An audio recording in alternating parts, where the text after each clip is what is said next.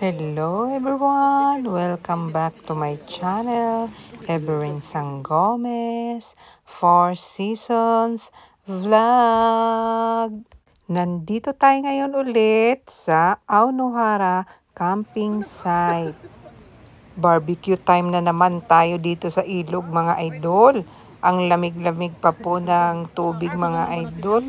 Wala pong naligo sa amin dahil hindi po kaya ang lamig po. Spring season na po ngayon dito mga idol, kaya mag-camping na naman po tayo. Tamang-tama lang po ang mga tao ngayon na nagka-camping mga idol. Hindi masyadong siksikan ang mga tent. Si Tupichang po ay labas dila dahil mainit po ngayon dito. Lagpas 20 po ang degree po, kaya talagang tamang-tama na po na mag-camping. May konti pa pong sakura sa bandang baba po mga idol at nagliliparan na po. Maghapon lang po kami dito sa ilog mga idol, hindi po kami nag-overnight. Ayan po ang ating bulldog. Mga taga Rizal.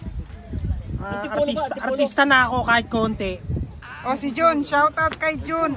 Shout out sa mga taga-Cagayan. Shout out kay Buboy. Ay, ba't mo ako tinawag? Hilo na, naubog.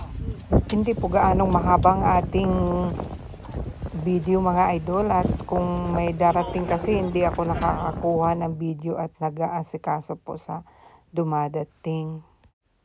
Naku, halatang halata ang tiyan ko mga idol na napadami ng kain.